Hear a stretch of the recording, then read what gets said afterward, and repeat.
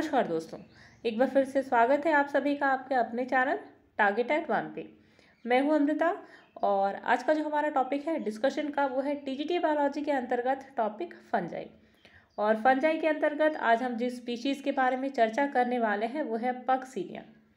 तो दोस्तों पार्ट 1 में हमने डिस्कस किया था वेजिटेटिव स्ट्रक्चर और इसके साथ ही हमने बात करी थी symptoms of black rust of disease, black rust of wheat disease के बारे में, यानी कि पक्सीनिया ग्रामिनिस के द्वारा जो डिजीज़ फैलाई जाती है उसके बारे में हमने सिम्टम्स और पक्सीनिया ग्रामिनिस के वेजिटेटिव स्ट्रक्चर के बारे में बात करी थी। और पार्ट 2 के सेक्शन में हमने बात करी थी इम्पॉर्टेंट जो लाइफ साइकिल थी, लाइफ साइकिल के इवेंट्स जो होते हैं जो कि यूरिडोस्पोर से रिलेटेड है उनके बारे में हमने डिटेल डिस्कशन करी थी। ठीक है, और मेरे ख्याल से पार्ट 2 जो थी यूरिडोस्पोर की वो आप सभी को क्लियर हुई होगी। आज की वीडियो हमारी पार्ट 4, क्योंकि ये लाइफ साइकिल पक्सीनिया ग्रामिनिस की काफ़ी ज़्यादा लंबी है इसलिए इसे मैक्रोसाइक्लिक भी कहा जाता है, यानी कि जो साइकिल है लाइफ साइकिल पक्सीनिया ग्रामिनिस की वो 3-4 स्टेजेस में होती है और इसी कारण इसके लाइफ साइकिल काफ़ी बड़ी होती है और इसके साथ ही इसे 2 होस्ट प्लांट की ज़रूरत होती है अपनी लाइफ साइकिल को कंप्लीट करने के लिए। और इसीलिए दोस्तों ये जो वीडियो है आपकी वो 4 पार्ट्स में आपको मिलेगी और आज है आपका पार्ट 3 वीडियो जिसमें हम बात करेंगे टेलिडोस्पोर के बारे में और ये आपकी 3rd स्टेज में आता है टेलिडोस्पोर। ठीक है, तो चलिए दोस्तों बढ़ते हैं वीडियो में आगे की तरफ। लेकिन आगे बढ़ने से पहले एक जनरल इन्फॉर्मेशन आप सभी दोस्तों के लिए कि अगर आप भी हमारे साथ मिल करके अकॉर्डिंग टू सिलेबस स्टडी करना चाहते हैं तो ज़रूर सब्सक्राइब करें हमारे YouTube channel target at one. और अगर आप हमारे साथ मिल करके टेलीग्राम के माध्यम से जुड़ करके टीजीटी बायोलॉजी की प्रिपरेशन करना चाहते हैं तो ज़रूर जुड़े हमारे Telegram channel target TGT PGT biology के साथ में। ये तो थी जनरल इन्फॉर्मेशन जिसके द्वारा आप अपने तैयारी के स्तर को और भी ज़्यादा व्यापक बना सकते हैं। चलिए बढ़ते हैं आज के टॉपिक की तरफ। तो दोस्तों इसके पहले हम बात कर चुके हैं कि जो लाइफ साइकिल होती है पक्सीनिया ग्रामिनिस की वो 4 स्टेजेस में डिवाइडेड होती है, 5 स्टेजेस में जनरली। ठीक है, पहला है स्पर्मेटोगोनिया, दूसरा स्टेज है एशियोस्पोर्स, 3rd है यूरिडोस्पोर और 4th है टेलिडोस्पोर और जो 5th स्टेज है दैट इज बेसिडियोस्पोर्स। ठीक है, तो यूरिडोस्पोर के बारे में ऑलरेडी हम पार्ट 1 में डिस्कस कर चुके हैं और ये है आपकी पार्ट 3 वीडियो जिसमें हम डिस्कस करेंगे टेलिडोस्पोर्स के बारे में। तो दोस्तों ये जो टॉपिक है टेलिडोस्पोर्स इसे हम टेलियर स्टेज के नाम से भी जानते हैं। ठीक है, तो इसकी स्टार्टिंग जो इसकी इनिशियल प्रोसेस है, इनिशियल स्टेज है वो कहाँ से स्टार्ट होती है, लेट अस सी। तो दोस्तों जैसे ही ग्रोइंग सीजन आता है वीट क्रॉप का, यानी कि जैसे ही एंड सीजन आएगा जिनमें कि प्लांट वीट प्लांट जो होते हैं वो जर्मिनेट करते हैं, इसी सीज़न के एंड में बिल्कुल एनवायरमेंटल कंडीशन ऐसी हो जाती है जहाँ पे ड्राइनेस और हॉटनेस काफ़ी ज़्यादा बढ़ जाती है, यानी कि ये ऐसी कंडीशन होती है जहाँ पे यूरिडोस्पोर बिल्कुल भी फेवरेबल कंडीशन ये जो कंडीशन होती है यानी कि hot and dry condition, humid condition, ये यूरिडोस्पोर के लिए बिल्कुल भी फेवरेबल नहीं होती। दैट मीन्स कि इस स्टेज में यूरिडोस्पोर धीरे धीरे करके डिमिनिश यानी कि धीरे धीरे ख़त्म होना स्टार्ट हो जाते हैं। ठीक है, और यहाँ जो यूरिडोस्पोर होते हैं ये अनदर काइंड ऑफ स्पोर्स की प्रोडक्शन करते हैं दैट इज़ कॉल्ड टेलिडोस्पोर। ठीक है, गॉट इट। मेरे कहने का मतलब है कि जैसे ही ग्रोइंग सीजन जो होता है वीट का वो एंड होता है तो वहाँ जो गर्मी होती है वो चरम पे होती है। दैट मीन्स कि ये जो कंडीशन होती है hot and dry condition that is not useful and applicable for uredospore. ठीक है, इन दैट सिचुएशन ये जो यूरिडोस्पोर होता है एक स्पेशल काइंड का स्पोर का प्रोडक्शन करता है दैट इज़ टेलिडोस्पोर। ठीक है, तो पहले क्या होता है कि यूरिडोस्पोर जो होता है कुछ सोर्स में डिवेलप करता है और आगे चल करके जो डेवलपमेंट होती है, ठीक है, वो सेपरेट सोराई में डिवेलप करता है और उसे नाम दिया जाता है टेलिडोस्पोर या फिर टेलिडोपोस्ट्यूल।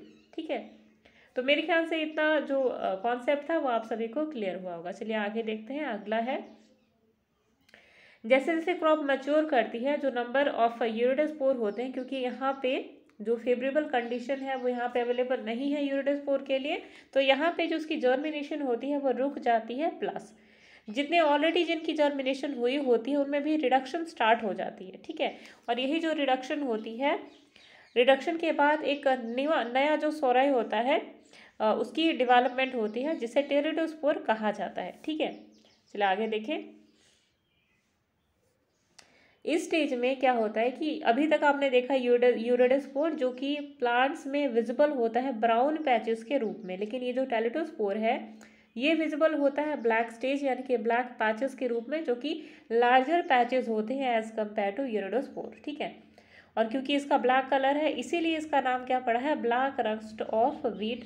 ठीक है, तो ये जो ब्लैक रस्ट ऑफ व्हीट है, ब्लैक रस्ट बेसिकली किसके कारण होता है, टेलिडोस्पोर के कारण। ठीक है, तो टेलिडोस्पोर क्या होते हैं, बेसिकली डार्क ब्राउन पैचेस होते हैं, सॉरी डार्क ब्राउन या फिर ब्लैक कलर पैचेस होते हैं व्हीट की स्टेम पे। ठीक है, सेकेंड जो इम्पोर्टेंट कॉन्सेप्ट है वो ये कि टेलिडोस्पोर्स आर बाई सेल्ड, यानी कि एक जो टेलिडोस्पोर होता है कुछ इस प्रकार का, इसके अंदर 2 सेल्स पाई जाती है। ठीक है, और ये स्पिंडल शेप नज़र आता है कुछ इस प्रकार, और इसकी जो पॉइंटेड एपेक्स होती है ये जो होती है पॉइंटेड होती है, और बीच का जो एरिया होता है वो काफ़ी थिक होता है, और इसकी आउटर वॉल जो होती है स्मूथ होती है। ठीक है ना, और एक ईच जो टेलिडोस्पोर होता है उनके पास एक सिंगल जर्म पोर होती है और 2 न्यूक्लियस होते हैं। ठीक है, जर्म पोर मतलब यहाँ से साइड में ओपनिंग होती है, जो ऑलरेडी आपने पढ़ा था जब हमने वेजिटेटिव स्ट्रक्चर के बारे में बात करी थी। तो यहाँ पे जर्म पोर होता है एक साइड, यहीं से क्या होता है जर्म ट्यूब इमर्ज करता है बाहर। ठीक है, जर्मिनेशन प्रोसेस के लिए। चलिए आगे देखते हैं। जैसे जैसे टेलिडोस्पोर जो होता है मैच्योरिटी की तरफ बढ़ता है, ठीक है, तो इसकी इनिशियल स्टेज कहाँ से होती है, जैसे यूरिडोस्पोर बनना स्टार्ट करते हैं तो ये जो स्पोर्स है वो एक नए सोराई में जन्म लेते हैं जिसे टेलिडोस्पोर कहा जाता है। टेलिडोस्पोर का स्ट्रक्चर कैसा होता है, स्पिंडल शेप्ड होता है, डबल सेल्ड होता है, डबल न्यूक्लिएटेड होता है। ठीक है, तो ये बेसिक इंपॉर्टेंट फीचर्स है जो आपको याद होनी चाहिए। चलिए आगे बढ़ते हैं। जैसे ही टेलिडोस्पोर मैच्योरिटी की तरफ बढ़ता है इनमें कैरियोगेमी देखने को मिलती है। ठीक है, karyogamy takes place and the 2 nuclei fuse to form diploid nucleus. As you have seen here guys, यहाँ पे क्या होता है कि जो टेलिडोस्पोर होता है कुछ इस प्रकार का, इसमें 2 न्यूक्लियस होते हैं। ठीक है, जैसे ही ये टेलिडोस्पोर मैच्योर होना स्टार्ट करते हैं ये दोनों न्यूक्लियस एक दूसरे के साथ में फ्यूज करके एक सिंगल डिप्लॉयड न्यूक्लियस का निर्माण करते हैं, और यही जो डेवलपमेंट होती है टेलिडोस्पोर की ये सिमिलर होती है यूरिडोस्पोर की तरह, यानी यूरिडोस्पोर की स्टेज में भी यही स्ट्रक्चर उसके पास होता है जो कि टेलिडोस्पोर के पास होता है, यानी कि सिंगल सेल्ड। ठीक है, आगे चल करके टेलिडोस्पोर जो होता है वो एक रेस्ट पीरियड के अंदर जाता है, यानी कि यहाँ पे क्या हुआ, जब उनके दोनों न्यूक्लियस एक दूसरे के साथ यूनाइट हो गए, जुड़ के एक सिंगल डिप्लॉयड न्यूक्लियस बना लेते हैं, इन दैट कंडीशन जो टेलिडोस्पोर होता है वो रेस्ट पीरियड के अंदर चला जाता है। चलिए तो आगे देखते हैं। रेस्ट पीरियड के दौरान ये जो रेस्ट पीरियड है दोस्तों उसे एक टर्म दिया जाता है डॉर्मेंट कंडीशन। ठीक है, देखिए 2 टर्म्स होते हैं, एक होता है डोमिनेंट और दूसरा होता है डॉर्मेंट। ठीक है, दोनों के बीच में बेसिक डिफरेंस क्या होता है चलिए देखते हैं। देखिए डोमिनेंट कंडीशन मीन्स होता है ऐसी कंडीशन जहाँ पे चीज़ें उभर करके आपको नज़र आती हैं। फॉर एग्जांपल एलील्स ले लीजिए। ठीक है, डोमिनेंट एलील्स जो होती हैं, जैसा आपने मॉर्गन के केस में पढ़ा था, मॉर्गन के एक्सपेरिमेंट के में, तो आपने देखा कि डोमिनेंट कंडीशन थी वहाँ पे, तो एलील्स अपने कैरेक्टरिस्टिक शो कर रही थी उभर करके, तो ये जो कंडीशन थी दैट इज़ कॉल्ड डोमिनेंट। लेकिन यहाँ जो आप टर्म देख रहे हो डॉर्मेंट मीन्स होता है रेस्टिंग पीरियड। ये वो कैपेबिलिटी होती है अलग अलग ऑर्गेनिजम्स के पास जो उन्हें कैपेबल बनाती है ऑफ टाइडिंग ओवर। ठीक है, तो ये जो टेंडेंसी है दोस्तों, ये जो कैपेबिलिटी है that is known as dormant condition, और इस कंडीशन में जो ऑर्गेनिज्म होता है वो रुक करके वेट करता है फेवरेबल कंडीशन आने का। ठीक है, तो मेरे ख्याल से इतना आप सभी को क्लियर हुआ होगा what is the basic difference between dominant and dormant condition. ठीक है, चलिए अब टेलिडोस्पोर की फर्स्ट स्टेज के ऊपर आते हैं दैट इज़ बेसिडियल स्टेज। ठीक है, और दोस्तों क्योंकि वीडियो काफ़ी ज़्यादा लंबी हो जाएगी तो हमने इन जो डेवलपमेंट है या जो लाइफ साइकिल है पक्सीनिया ग्रामिनीज की उसको छोटे छोटे पार्ट्स में डिवाइड करा है। ठीक है, ताकि कॉन्सेप्ट आपको इजीली समझ में आ सके। तो यहाँ पर हम जो डिस्कस कर रहे हैं बेसिडियल स्टेज, ठीक है, ये टेलिडोस्पोर का ही एक पोर्शन है, और आप यहाँ पे फर्स्ट स्टेज देख रहे हैं टेलिडोस्पोर की, और जो नेक्स्ट स्टेज आप डिस्कस करेंगे वो पार्ट नंबर 4 में हम क्लियरली डिस्कस करेंगे। ठीक है, तो चलिए फोकस करते हैं अभी बेसिडियल स्टेज पे। तो बेसिडियल स्टेज तब आती है जब डॉर्मेंट कंडीशन जो होती है टेलिडोस्पोर की वो ख़त्म होती है, यानी कि आफ्टर रेस्टिंग पीरियड। तो रेस्टिंग पीरियड के बाद जो टेलिटोस्पोर होते हैं वो जर्मिनेट करते हैं during early part of spring.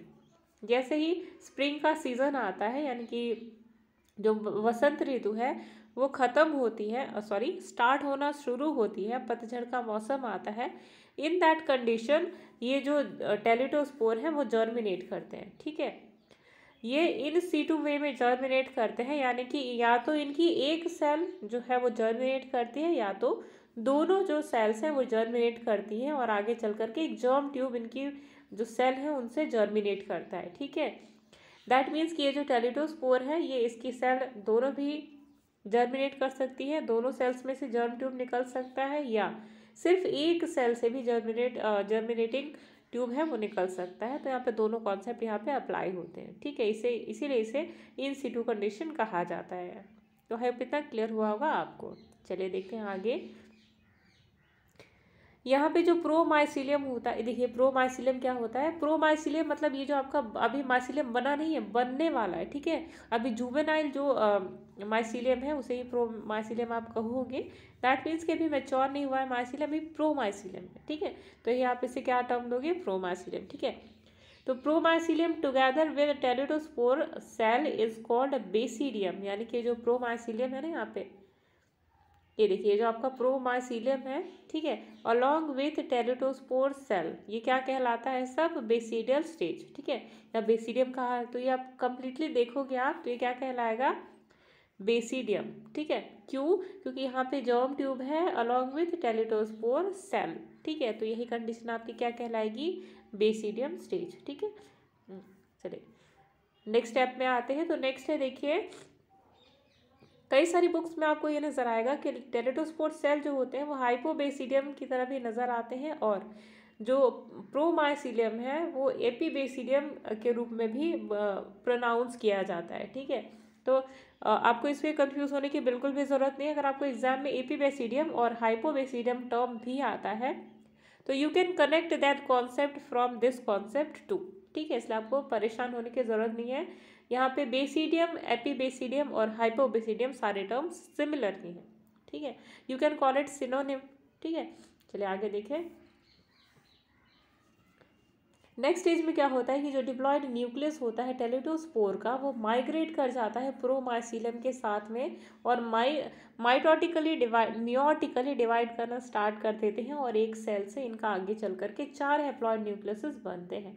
ठीक है, इसका मतलब कि ये जो टेलिटोस्पोर है, ठीक है, इनमें से जो माइसिलियम निकला था इन्हीं में से आगे चल करके जो न्यूक्लियस है, ठीक है, वो माइग्रेट कर जाते हैं प्रोमाइसिलियम के अंदर यहाँ तक। ठीक है, और डिवाइड करना स्टार्ट कर देते हैं मियोटिकली। मियोसिस मीन्स होता है रिडक्शन डिवीजन। ठीक है, यानी कि एक डॉटर जो सेल है उससे 2 और 2 से फिर 4 का प्रोडक्शन, यही कहलाता है मियोटिक डिवीजन यानी रिडक्शन डिवीजन। ठीक है, आगे चल करके इसमें सेप्टा की फॉर्मेशन नज़र आती है, और जो न्यूक्लियस होता है वो डिवाइड करता है और आगे चल करके ये प्रोमाइसिलियम बनाता है। ठीक है, जो 4 हैप्लॉइड सेल्स थे, ठीक है, जो हमने अभी बात करी कि मेयोटिकली डिवाइड करा एक न्यूक्लियस ने। ठीक है, तो यही 4 जो न्यूक्लियस थे जो माइटोटिकली डिवाइड होके जिन्होंने हैप्लॉइड न्यूक्लियस बनाए थे, तो यही जो चारों हैप्लॉइड न्यूक्लियस है ये आगे चल करके प्रोमाइसिलियम बनाते हैं। ठीक है, इज दैट क्लियर।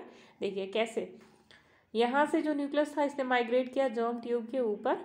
ठीक है, और यहाँ पे सेप्टा बन गई, वॉल बन गई, और एक न्यूक्लियस यहाँ है, सेकंड यहाँ पे है, यहाँ पे है, फिर यहाँ पे, फिर यहाँ पे है। ठीक है, तो 4 न्यूक्लियस यहाँ पे आपको नजर आएंगे टोटल। ठीक है, और ये जो आपका माइसिलियम निकल कर आए इसे आप कहोगे प्रोमाइसिलियम, क्योंकि मैच्योर्ड माइसिलियम नहीं है। चलिए आगे देखें। अब क्या होता है कि यहाँ पे ईच हैप्लॉइड सेल जो होती है प्रोमाइसिलियम की, ये एक slender and short lateral side बनाती है, ट्यूब लाइक स्ट्रक्चर बनाती है, दैट इज नोन एज स्टेरिगमेटा। ठीक है, इसका क्या मतलब है दोस्तों कि ये जो प्रोमाइसिलियम था जो हमने अभी देखा कि ये 4 न्यूक्लियस इसके अंदर प्रेजेंट होते हैं। ठीक है, ऐसे, तो यही आगे चल करके एक स्लेंडर शॉर्ट और लेटरल ट्यूब लाइक स्ट्रक्चर बनाते हैं कुछ इस प्रकार साइड साइड से। ठीक है, और इसे आप क्या टर्म दोगे, स्टेरिगमेटा। ठीक है, समझ में आया इतना आप सभी को। नेक्स्ट स्टेज में देखिए कि जो स्टेरिगमेटा है वो स्वेल कर जाता है, यानी कि इनमें आपको स्वेलिंग नज़र आती है, ये फूल जाते हैं अपने साइज से। ठीक है, और आगे चल कर के एक स्पोर लाइक सेल का प्रोडक्शन करते हैं, ठीक। और यहीं तक जो होता है दोस्तों प्रोमाइसीलियम का कॉन्सेप्ट आपका यहीं तक आता है, ठीक। नेक्स्ट स्टेज में जो हैप्लॉइड न्यूक्लियस होते हैं ईच प्रोमाइसीलियम के, यानी कि ये सारे न्यूक्लियस जो होते हैं, ठीक है, ये माइग्रेट कर जाते हैं इन्हीं डेवलपिंग स्पोर में, यानी कि ये जो न्यूक्लियस आप देख रहे हैं ये कहाँ माइग्रेट कर जाते हैं, यहाँ पर, ठीक है, यहाँ पर। इसके बाद क्या होता है कि ये जो सेल, ये जो रिसेप्टिव स्टेरिगमेटा होते हैं, रिसेप्टिव स्टेरिगमेटा हमने इनको क्यों कहा, क्योंकि इन्होंने न्यूक्लियस रिसीव किया, ठीक है, that is why it is called receptive sterigmata, ठीक है। और इनके टिप पे बिल्कुल, ठीक है, इनके टिप पे बिल्कुल स्टेरिगमेटा की एक छोटे से स्पोर की प्रोडक्शन होती है, और यही जो स्पोर है दैट इज कॉल्ड बेसिडियोस्पोर, ठीक है, यानी कि यहाँ पे एक स्पोर की प्रोडक्शन होगी and this is known as basidiospore, ठीक है। Each cell of promycelium produces a single basidiospore, यहाँ पे जो प्रोमाइसीलियम होता है यानी कि ये, इसके पास चार हमने बोला कि इन्होंने 4 न्यूक्लियस मियोटिकली डिवाइड हुए और 4 न्यूक्लियस बने, और इन्हीं चारों सेल्स के पास, यानी कि सॉरी, इन्हीं चारों न्यूक्लियस के पास इनके खुद के बेसिडियोस्पोर बनते हैं। हमने अभी बात करी कि जो न्यूक्लियस है माइग्रेट करके यहाँ पे चले जाते हैं, ठीक है, बेसिडियोस्पोर्स में, और ये जो कंडीशन है, और इसमें क्या होता है कि एक एक जो ये जो साइड में स्टेरिगमेटा है ये स्वेल कर जाते हैं, और यही आगे चल करके टेलेटोस्पोर की 4 हैप्लॉइड यूनिसेलुलर और यूनिन्यूक्लिएट बेसिडियोस्पोर का प्रोडक्शन करते हैं, ठीक है। मेरे ख्याल से इतना क्लियर हुआ होगा आपको, अगर नहीं क्लियर हुआ है तो एक बार फिर से समझ लीजिए। चारों न्यूक्लियस माइसीलियम में, प्रोमाइसीलियम में कुछ इस प्रकार डिवाइड हो जाते हैं, यही चारों न्यूक्लियस आगे चल करके रिसेप्टिव स्टेरिगमेटा में जाते हैं, ठीक है। ये न्यूक्लियस यहाँ पहुँच गया कुछ इस प्रकार से, देखिए ध्यान से देखिएगा, ये सारे न्यूक्लियस यहाँ पहुँच गए, ठीक है। अब ये जो स्टेरिगमेटा होता है स्वेल कर जाता है अपने साइज से, ठीक है, और यहाँ पे एक माइन्यूट से स्पोर का प्रोडक्शन होता है, और जिसे हम क्या कहते हैं, बेसिडियोस्पोर, ठीक है। नेक्स्ट स्टेज में यही जो बेसिडियोस्पोर है ये एक सिंगल सेल टेरिडोस्पोर के रूप में जन्म लेते हैं, ठीक है, यानी कि डिवेलप करते हैं, ठीक है, जन्म नहीं लेते, डिवेलप करते हैं, ठीक। टेरिडोस्पोर मतलब कि ये आगे चल करके बेसिडियोस्पोर्स में 2 न्यूक्लियस बन जाते हैं एक सेल के अंदर, ठीक है। अभी आपने टेरिडोस्पोर का स्ट्रक्चर देखा, बीच में सेप्टा होता है, ऊपर 2 न्यूक्लियस और नीचे 2 न्यूक्लियस, ठीक है। तो यही जो कंडीशन है, यानी कि यूनिसेलुलर और यूनिन्यूक्लिएट बेसिडियोस्पोर जो होते हैं वो बन जाते हैं यहाँ पे, ठीक है, सिंगल सेल के अंदर 2 हैप्लॉइड न्यूक्लियस, ठीक है, सॉरी 4 हैप्लॉइड न्यूक्लियस, तो नीचे 2 ऊपर, ठीक है। तो मेरे ख्याल से इतना आप सभी को क्लियर हुआ होगा। चलिए बढ़ते हैं आगे। अच्छा देखिए, इनमें जब 4 न्यूक्लियस बनते हैं तो इनमें से जो 2 न्यूक्लियस होते हैं, 4 में से जो 2 न्यूक्लियस होते हैं वो पॉजिटिव स्ट्रेन के होते हैं, और अदर जो न्यूक्लियस होते हैं वो क्या होते हैं, नेगेटिव स्ट्रेन के, ठीक है। तो दोस्तों अभी तक हमने जिस स्ट्रक्चर के बारे में बात की थी, बेसिडियम के बारे में या बेसिडियोस्पोर्स के बारे में, वो स्ट्रक्चर आप यहाँ पे क्लियरली देख सकते हैं। ये जो है आपके, ये है बेसिडियम, ठीक है। ये छोटे छोटे नॉट लाइक जो स्ट्रक्चर आप देख रहे हैं ना, गांठ टाइप के, इन्हें हम क्या कहते हैं, बेसिडियोस्पोर, ठीक है। अच्छा नेक्स्ट स्टेप में क्या होता है कि जैसे ही बेसिडियोस्पोर की फॉर्मेशन होती है, इनके अंदर बाय वाटर ड्रॉपलेट मैथड, यहाँ पे पानी जो होता है टिप पे, यहाँ पे बिल्कुल इनके पोर्शन पे जहाँ पे ये दोनों अटैच होते हैं, वाटर ड्रॉपलेट्स जो होते हैं वो यहाँ पे इकट्ठा होना स्टार्ट हो जाते हैं, ठीक है। और यही वाटर ड्रॉपलेट्स एक प्रेशर एक्सर्ट करते हैं इन बेसिडियोस्पोर्स के ऊपर, ठीक है, जैसा कि आप क्लियरली यहाँ पे देख सकते हो। और जैसे ही वाटर ड्रॉपलेट्स एक प्रेशर एक्सर्ट करते हैं, ये जो बेस होता है बेसिडियोस्पोर का वो डिटैच हो जाता है, यानी कि अलग हो जाता है, और काफ़ी, और आगे चल के आप क्या देखेंगे कि थोड़ी दूरी पर ये जो बेसिडियोस्पोर्स होते हैं वो गिर गए हैं, ठीक है, या यहाँ वहाँ जो होता है बिखर जाते हैं। ये जो ड्रॉपलेट्स होते हैं ये अभी हमने क्या बात करी कि जो ड्रॉपलेट्स होते हैं इस सेक्शन पे धीरे धीरे सेटल होना स्टार्ट हो जाते हैं। Let me show you clearly, ये जो सेक्शन है आपका यहाँ पे डिवाइड होना स्टार्ट हो जाते हैं, ठीक है, जो ग्रीन कलर पोर्शन आप देख रहे हो। और आगे चल करके जो यहाँ पे जो वाटर ड्रॉपलेट्स हैं वो स्टोर होना स्टार्ट हो जाती है, इकट्ठा होना स्टार्ट हो जाते हैं, धीरे धीरे करके जो ये वाटर ड्रॉपलेट्स का साइज़ है वो बड़ा होता चला जाता है, और सडनली ये जो बेसिडियोस्पोर है उनके ऊपर एक प्रेशर एक्सर्ट करता है, और ये जो बेसिडियोस्पोर्स हैं वो आसपास की जो जगह होती है शॉर्ट डिस्टेंसेस, वहाँ पे फोर्सिबली क्या करते हैं, स्कैटर कर देते हैं, ठीक है। और यही बेसिडियोस्पोर आगे चल कर के हवा के द्वारा, ठीक है, हवा के द्वारा दूसरी जगहों पर तैरकर चले जाते हैं, बहकर चले जाते हैं। और यही उनके अंदर, यानी जो बेसिडियोस्पोर्स होते हैं, ये जो हवा के साथ उड़कर चले गए हैं, ठीक है, इन्हीं के अंदर कैपेबिलिटी होती है जर्मिनेट करने की बारबेरी प्लांट के ऊपर, ठीक है। तो ये जो होते हैं जनरली हिल्स पे अवेलेबल होते हैं बारबेरी प्लांट, और ये जो होते हैं जैसे ही फेवरेबल कंडीशन आती है ये दोबारा से जर्मिनेट करते हैं और एक ऑल्टरनेट होस्ट की बॉडी में, और ऑल्टरनेट होस्ट क्या होता है, बल्बेरी प्लांट, ठीक है। अभी तक जो आपने कंडीशन देखी वो हो रही थी आपकी वीट प्लांट के अंदर। जो नेक्स्ट स्टेज होगी आपकी टैलेडोस्पोर की, वो किसके ऊपर होगी, नेक्स्ट स्टेज होगी आपकी बारबेरी प्लांट के ऊपर, ठीक है। तो मेरे ख्याल से इतना जो कॉन्सेप्ट था वो सभी को समझ में आया होगा, ठीक है। ये देखिए आपकी स्क्रीन पे ये जो आप ब्राउन से पैचेस देख रहे हो ना, रस्ट देख रहे हो, तो ये है आपका यूरिडोस्पोर का स्टेज, ठीक है। यहीं पे अगर लार्जर ब्लैकिश पैचेस पड़ जाते हैं तो that is known as teleutospore stage, ठीक है। तो मेरे ख्याल से अगर आपने इतना समझ लिया है तो चलिए थोड़ा सा रिवाइज करते हैं विदिन 1 मिनट। देखिए टैलेडोस्पोर की पहले स्टेज में क्या होता है कि जैसे ही ग्रोइंग सीजन एंड होता है गेहूं का, वीट का, वैसे ही ड्राई और ह्यूमिड कंडीशन होती है, यानी कि काफ़ी ज़्यादा गर्मी बढ़ जाती है। और ये जो कंडीशन होता है ये यूरिडोस्पोर को सपोर्ट नहीं करता और धीरे धीरे यूरिडोस्पोर क्या करते हैं, डिमिनिश होना यानी कि गायब होना स्टार्ट कर देते हैं, ठीक है। जितना नंबर होता है, पहले की यहाँ पे यूरिडोस्पोर की जर्मिनेशन रुक जाती है, दूसरी जितने भी जर्मिनेट किए होते हैं उनमें भी रिडक्शन स्टार्ट हो जाती है, ठीक है। और यही एक नए सुराई में जन्म लेते हैं और इन्हें टर्म दिया जाता है टैलेडोस्पोर्स, ठीक है। आगे चल करके यही जो ब्राउन पैचेस होते हैं ये ब्लैक पैचेस में कन्वर्ट हो जाते हैं जब टैलेडोस्पोर की स्टेज आती है। और यही इसी कारण जो ब्लैक पैचेस नज़र आते हैं, इसी कारण ये जो पक्सीना ग्रामिनिस है उसको ब्लैक रस्ट ऑफ डिजीज़ के नाम से भी जाना जाता है, ठीक है। ये जो डिजीज़ होती है ब्लैक रस्ट के द्वारा, इसे, ठीक है। टैलेडोस्पोर जो होते हैं वो ब्लैक इन कलर होते हैं, या तो डार्क ब्राउन होते हैं या ब्लैक इन कलर होते हैं, ठीक है। टैलेडोस्पोर का स्ट्रक्चर कैसा होता है, तो 22 सेल्ड होते हैं, यानी कि डबल सेल्ड होते हैं। पहली जो सेल है उसके अंदर भी 2 न्यूक्लियस है और नीचे जो सेल है उसके अंदर भी 2 न्यूक्लियस है, यानी कि 4 न्यूक्लियस आपको टोटल नजर आएंगे टैलेडोस्पोर के अंदर, ठीक है। सिंगल जर्म पोर होता है यहाँ पे, ठीक। और इनकी जो स्ट्रेन होती है, एक जो होती है एक माइनस स्ट्रेन होती है और दूसरी जो होती है पॉजिटिव स्ट्रेन की होती है, ठीक है। नेक्स्ट स्टेज में क्या होता है कि जो न्यूक्लियस होते हैं एक दूसरे के साथ में अटैच होना स्टार्ट कर देते हैं by the process of karyogamy, ठीक है। और ये फ्यूज करके एक diploid nucleus, single diploid nucleus बनाते हैं, यानी कि ये जो न्यूक्लियस अभी कौन सी कंडीशन में थे, हैप्लॉयड कंडीशन में 4 थे, लेकिन आगे चल करके bye the process of karyogamy ये दोनों न्यूक्लियस एक दूसरे के साथ अटैच होते हैं और अटैच होने के बाद एक सिंगल डिप्लॉयड न्यूक्लियस बनाते हैं, ठीक है।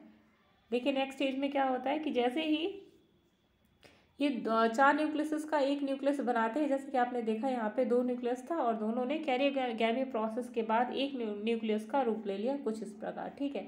जैसे ही इनके पास सिंगल न्यूक्लियस का स्ट्रक्चर आता है कैरियोगैमी के बाद, ये डॉर्मेंट कंडीशन में चले जाते हैं, यानी कि रेस्टिंग पीरियड में चले जाते हैं। जैसे ही अनफेवरेबल कंडीशन इनकी ओवर होती है, इनके अंदर दोबारा कैपेबिलिटी आ जाती है जर्मिनेट करने की, ठीक है।